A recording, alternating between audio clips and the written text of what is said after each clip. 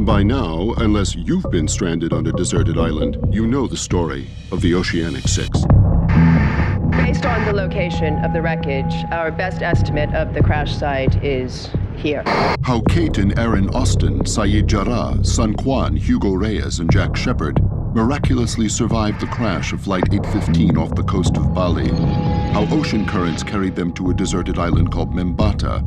How they survived for 108 days before they paddled a raft to the island of Sumba, where they were discovered, rescued, and airlifted to Honolulu. I present to you the survivors of Oceanic 815. This is their story.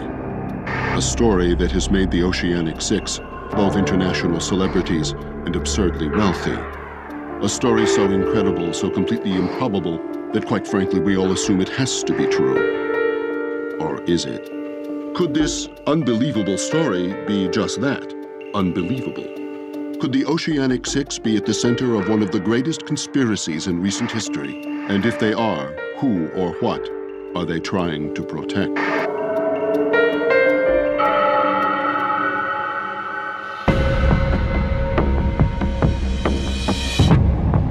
Let's start by looking at their official story.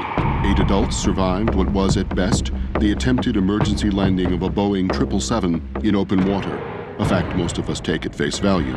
But in December 2002, Global Economy magazine reported that in the entire history of aviation, the number of wide-bodied jets that have made successful landings on water is 0. Bill Walduck is a professor of safety science at Embry-Riddle Aeronautical University and the world's leading authority on aircraft crashes. Typically, if you have a high angle impact, usually from some form of loss of control of the airplane, for whatever reason, the water itself becomes incompressible. It's as solid as concrete if you hit it at the right angle at the right velocities. So what it's going to tend to do is shatter the structure in the airplane. So literally, you may have thousands and millions of pieces. The only comparable water landing in recent history is that of Valet Air Flight 101, which crashed in the Atlantic while attempting to land at Keflavik International Airport. The force was so great on impact that more than 2 million pieces of debris were salvaged from the wreckage site. All but one of the bodies was so disfigured that they had to be identified through dental records, fingerprints, and DNA.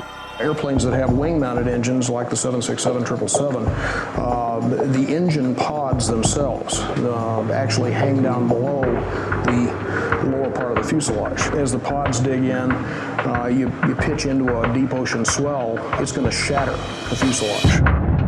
Now, this is a good example of an airplane that might be traveling 100 to 120 miles an hour, impacting the ground and fragmenting. If you hit the water at a high angle, this would be the sort of effect it should have on the airplane. Now look at these images, broadcast to the world as the wreckage of Oceanic Flight 815, found at the bottom of the Sunda Trench by the Christiane 1, approximately 2 months after the crash.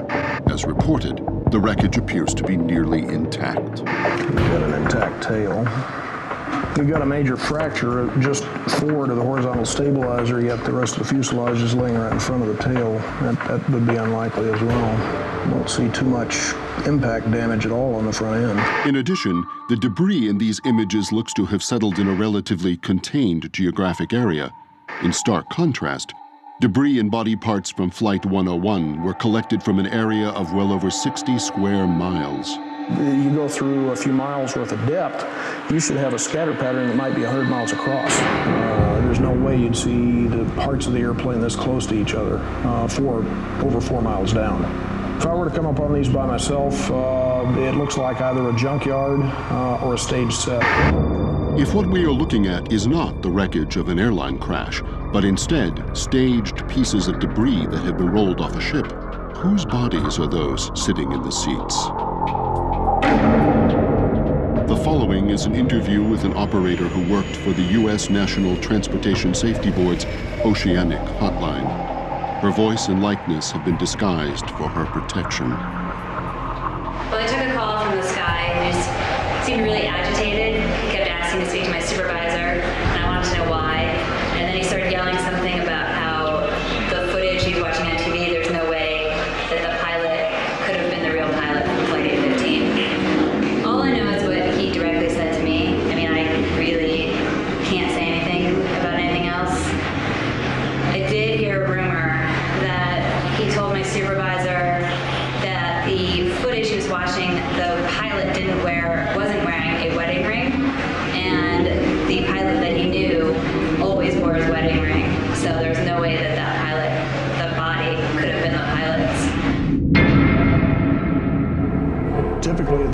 depth, the temperature, it's like being in a refrigerator. It's going to tend to slow the decomposition processes way down. But the biggest threat usually in terms of changing the body is the sea life. It's amazing even at those types of depths how much life there is down there. And those are going to be the ones that are going to begin to change the body, typically from feeding behaviors. It doesn't look typical of a body that would have been sitting at that depth for that period of time. Conveniently, the one piece of debris the Christian 1 was unable to find was the black box, the single piece of evidence that could prove whether or not this is in fact a wreckage of Oceanic Flight 815 is missing. Normally, in most Boeing airplanes, they're located back in the tail of the airplane, just behind the aft pressure bulkhead.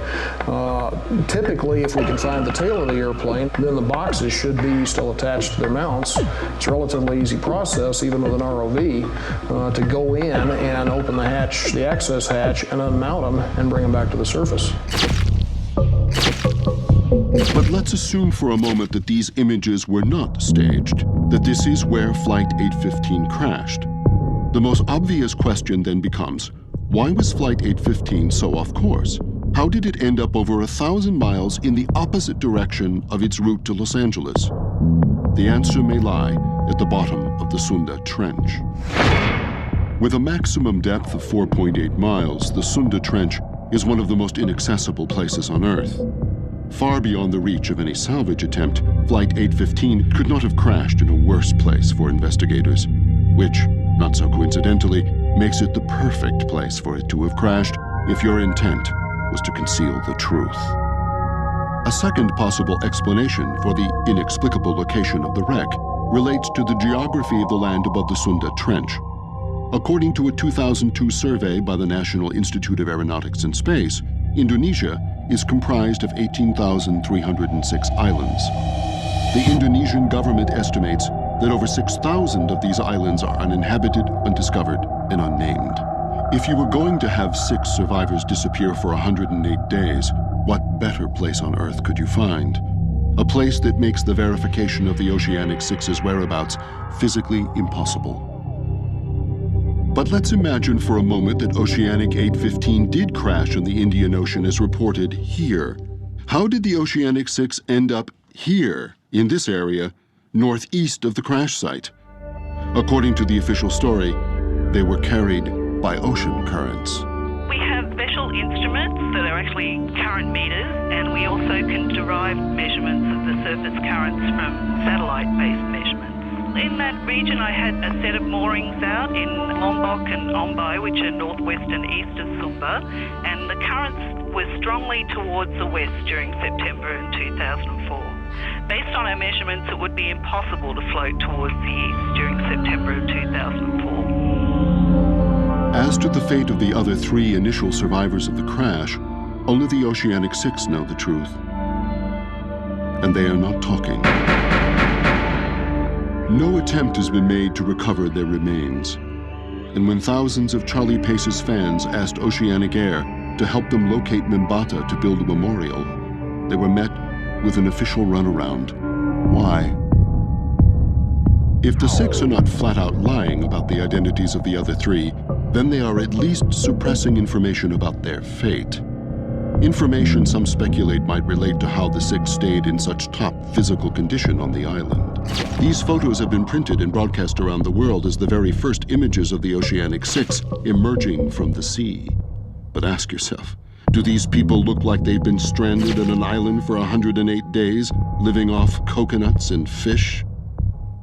They would have the fish, which is difficult to catch, and the coconut, which is high in fat.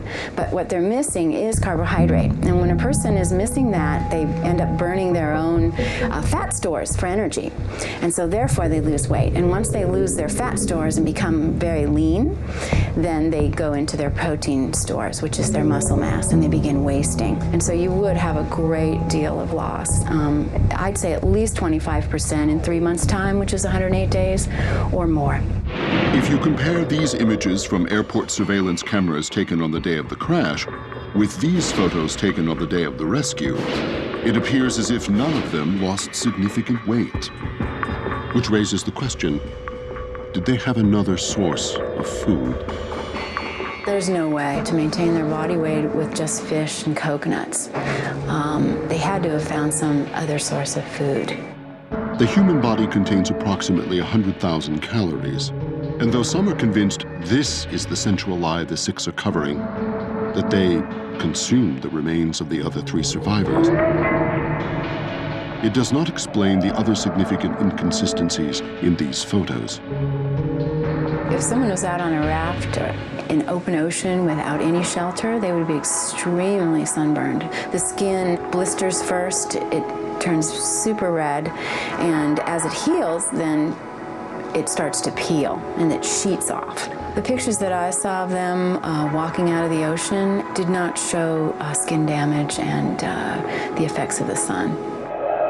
Another obvious physical inconsistency is the three men's hair growth. Now, keep in mind that when someone is starving and they're wasting, hair growth would slow. And they might even suffer hair loss, and maybe have patches of hair missing, but from a beard, that was probably somewhat substantial, big beard. But these guys, they look, like they've had some kind of, ability to shave their skin. It is also evident that Jack Shepherd's hair was cut during the 3 months in question. When you compare these images taken on the day he boarded the airplane with these on the day he was rescued, the length of his hair appears to be unchanged.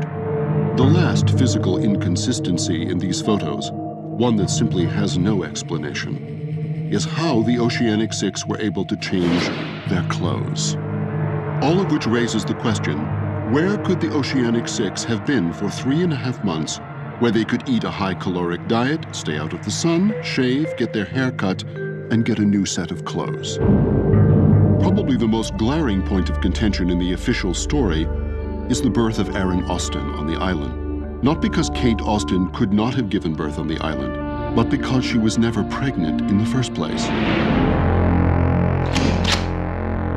According to the official story, Austin had to have been 6 months pregnant at the time of the crash. The following is a radio interview with Security Officer Shiana Mitchell 2 days after the Oceanic Six press conference. All right, Shiana, you say you met Kate Austin on September 21st, 2004, the night before the crash. Is this correct? Yeah, that's right. She was in the custody of a U.S. Marshal, and he needed some place to hold her for the night, so we just admitted her to the airport jail. Uh-huh. Okay, were you in a position to see whether or not she was pregnant? Well, yeah. I was the one that admitted her, and seeing I was the only female on duty, I gave her the routine exam. And is there any way, shape, or form, in your honest estimation, that she could have been 6 months pregnant at the time? Nah, I've got 3 kids myself, and I know what happens to the body, and this bird was not pregnant at all, no. 1 month later, Mitchell released an official statement to the press, mysteriously recanting her story, claiming she is not a qualified medical person and therefore unable to determine whether or not Kate Austin was 6 months pregnant. A fetus at 6 months is at least a pound and a half, and probably about this large. So a fetus is fully formed at 6 months. It's just waiting to mature for delivery. And a baby this large with the large amount of amniotic fluid is going to enlarge the uterus. So a woman who's 6 months pregnant has a significant enlargement of her abdomen. The only time a woman could be pregnant with a baby this large and not be showing is if she were obese. Kate Austin could have been pregnant, but Kate Austin was not 6 months pregnant. These ladies are 6 months pregnant. Their breasts are enlarged. They're preparing for lactation to feed the baby. The uterus is enlarged, which makes a woman look like she's carrying a honeydew melon. This is what a lady looks like when she's 6 months pregnant. So if Kate Austin was not pregnant, where did Aaron come from?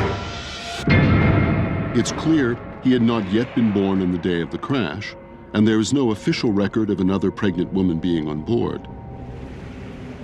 Danny Barnes was passing through the Sydney International Airport on September 22, 2004, and met one of the other passengers of Flight 815 in an airport cafe. I was going into the coffee shop to get tea, actually, to have a cup of tea, and I noticed that there was a girl, pregnant girl, talking to a pilot, and she was pretty pregnant. I was 7 weeks pregnant at the time, and just really felt like, I don't know, I could chat with her and see if she had some good advice. Anyway, so I approached her after the pilot left, and we just chatted about where she was going. You know, I know for a fact it was flight 815. She told me where she was going, to LA. So I just sort of said I'm at the beginning, you know, she gave me all the scoop about, you know, what it's like. And she was a single mum too, and so was I. So we just really, really connected. Her name was Claire. I know for a fact that it was flight 815. She told me that, so. If Claire is Aaron's mother, it would explain why he appears older than was reported at the Oceanic news conference. That baby is a lot larger and more developed than a 5-week baby. That baby looks like it's at least 2 months because of the size, the motor development, the alertness. That baby was not a 5-week baby. But if Claire is actually Aaron's mother, when and where did she give birth to him? And more importantly, where is she now? If Kate Austin is not Aaron's mother, if the Oceanic 6 were not stranded on a deserted island for 108 days, if they did not float on ocean currents to an island east of the crash site, if the wreckage on the bottom of the Sunda Trench is not an airline crash, and the bodies are not the crew and passengers of Flight 815, then what happened to Oceanic Airlines Flight 815 and the other passengers and crew? In the days following the news conference, many believed Oceanic Airlines was complicit in the cover-up. The following interview is with a high-ranking employee of Oceanic Airlines who agreed to speak unofficially and only on condition of anonymity. Well, I would say that that's an absolute joke. I mean, what would we gain from bribing the Oceanic 6? It's all negative publicity. There's no such thing as a good crash in the airline business. And for anybody to suggest that we staged this is out of their mind. They're not in touch with reality. That's not how the business works. To piece together a clearer picture of who is behind the Oceanic 6's cover-up, we must reconstruct events based on the evidence we now have. Here are the facts. On September 22, 2004, Oceanic Flight 815 left from Sydney, Australia, headed for Los Angeles, California. Approximately 6 hours into the flight, Flight 815 encountered radio problems, and all contact with the plane was lost. At some point during the next few hours, 5 confirmed passengers and possibly a 6th who was pregnant with Aaron Austin got off the plane. Seeing as the plane did not crash into the Indian Ocean as reported, it had to have been diverted to a secret location where it landed and the passengers were removed. The fate of the aircraft and the remaining passengers is still unknown. For 108 days, the Oceanic 6 had access to shelter, unlimited food, personal grooming supplies, and a change of clothes. Aaron Austin was born during this time. Over 2 months after the crash, the staged wreckage of Flight 815 was discovered by the Christian 1. In January 2005, the Oceanic 6 paddled ashore on Sumba Island, where they were rescued. Whoever is behind this colossal hoax had to have had unimaginable financial backing and the cooperation of the highest levels of power. A level of power that could only point to the United States federal government, the United Nations, or an unknown organization with unparalleled international reach. The connection between the Oceanic 6 and whoever is behind the lie remains unclear. Why was the existence of survivors added to the fabricated story in the first place? Why were these 6 chosen? Is one or all of them linked to whoever is behind the hoax? Initially, it seemed their participation in the cover-up was being paid for by enormous undisclosed settlements. Kate Austin also received a notoriously light sentence for murder and armed robbery. Sun Quan became a controlling partner in her father's company, Pac Heavy Industries, which has been linked to organized crime for years. But in the years since the press conference, the Oceanic 6 had been surrounded by nothing but tragedy and erratic behavior. Saeed Jarrah's wife, Nadia, was killed in October of 2005. Hugo Reyes was readmitted to the Santa Rosa Mental Health Institute after a high-speed chase with the LAPD. and Jack Shepard's life has been plagued by drug and alcohol abuse and increasing isolation, threatening to end his career as a renowned spinal surgeon. What used to seem apparent, that money and privilege were buying their silence, now seems like something much different. The Oceanic Six now seem to be motivated by something much deeper: fear. But fear of what? Or whom?